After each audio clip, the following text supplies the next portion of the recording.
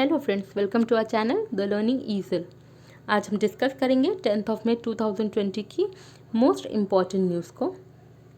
हमारे description box में हमारे टेलीग्राम चैनल का लिंक दिया हुआ है। आप उस लिंक के थ्रू हमारे चैनल को ज्वाइन कर सकते हैं और हमारे जितने भी सेशन होते हैं उनकी PDF आपको कर दी जाएंगी।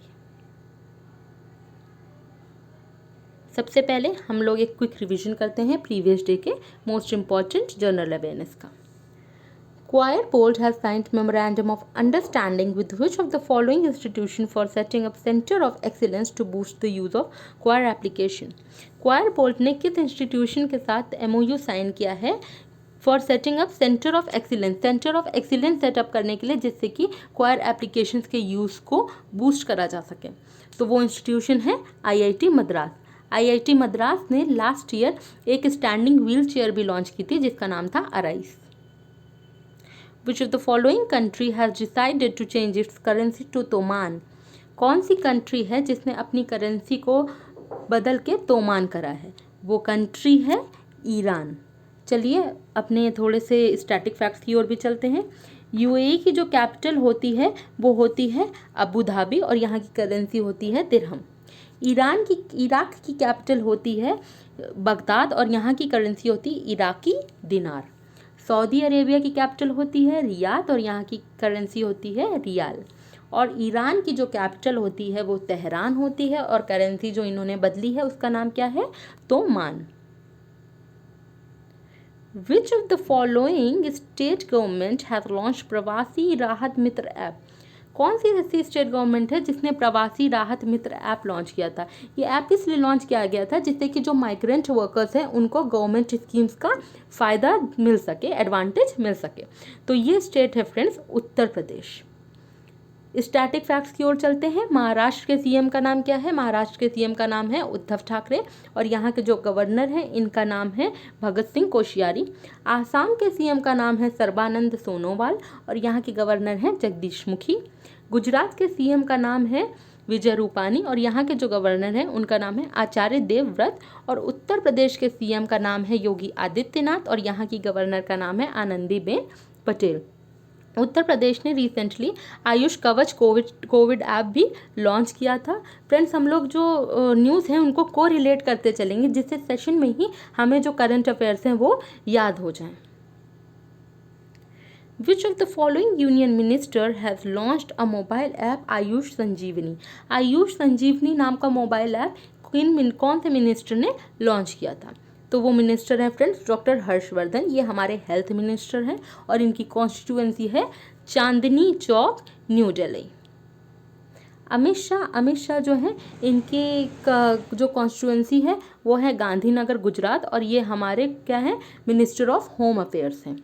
Prahlad Singh Patel minister of state independent charge है इनके पास फॉर कल्चर एंड टूरिज्म और इनकी कॉन्स्टिट्यूएंसी है दामोह, मध्य प्रदेश।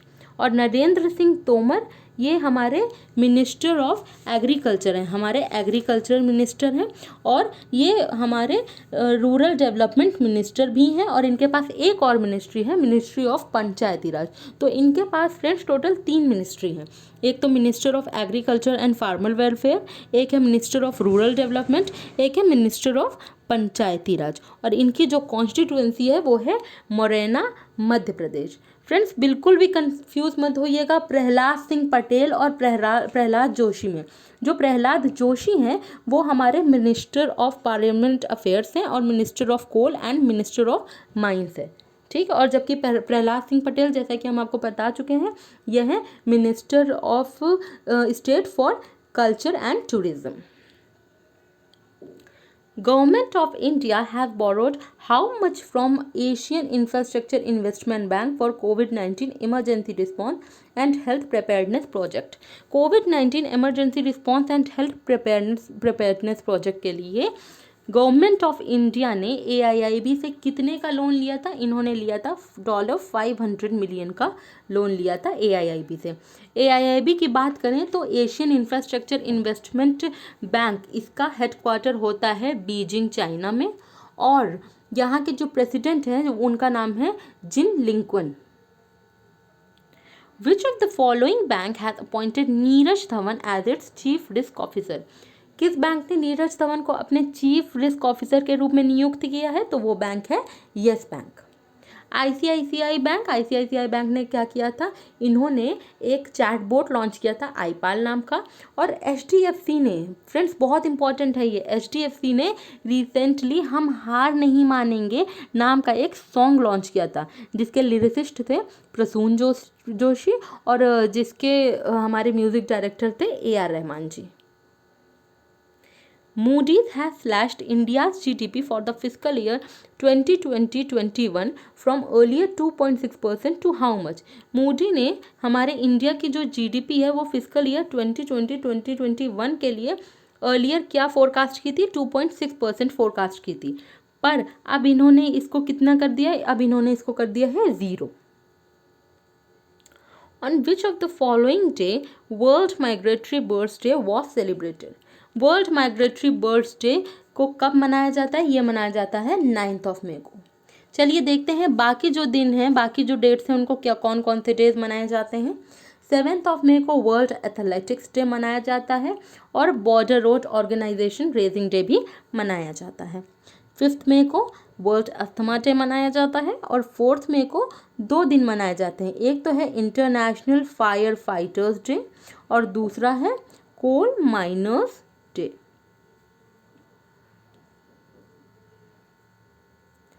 चलिए अब बढ़ते हैं अपने 10 मई की मोस्ट इंपॉर्टेंट न्यूज़ पे। सबसे पहले तो आज मदर्स डे है। आज के दिन हमेशा सेकेंड संडे ऑफ मई को मदर्स डे मनाया जाता है। तो चलिए चलते हैं अपनी न्यूज़ की ओर।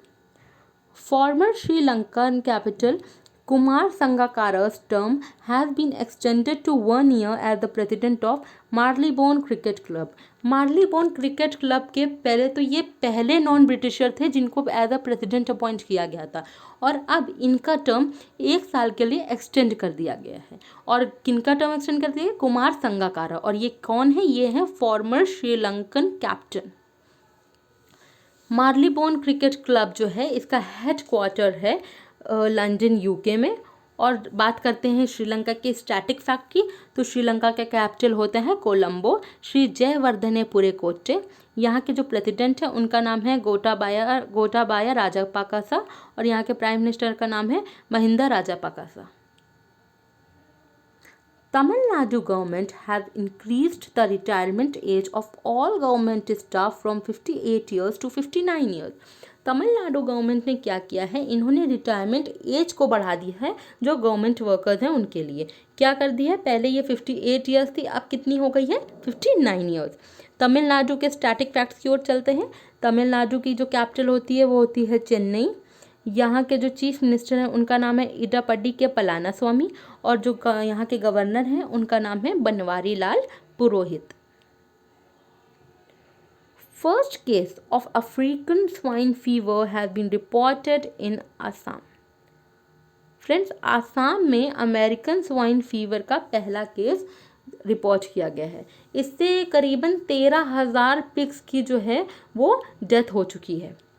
आसाम के जो कैपिटल है उसका क्या नाम है? दिसपुर। यहाँ के चीफ मिनिस्टर का नाम है सर्बानंद सोनोवाल और यहाँ के जो गवर्नर हैं उनका नाम है Jagdish Mukhi. The national institution for transforming India आयोग इस association with Parimal foundation launch the सुरक्षित दादा दादी एंड नाना नानी अभियान campaign to ensure well-being of senior citizens during COVID-19. नीति आयोग ने परिमल फाउंडेशन के साथ एक कैंपेन लॉन्च किया है और उस कैंपेन का नाम क्या है? सुरक्षित दादा दादी एंड नाना नानी अभियान।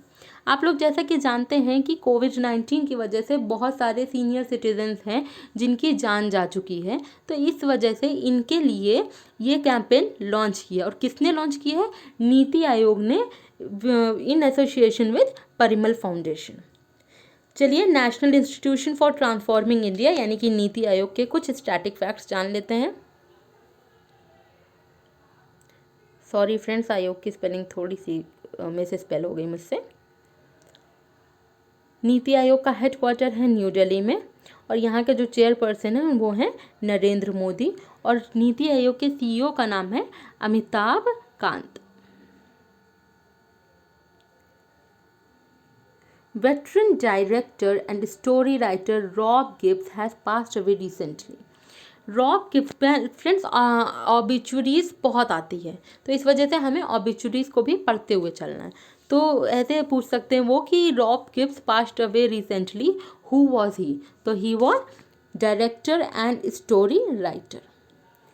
Vista Equity, a US-based private equity, will invest 2.32% stake in Jio platform.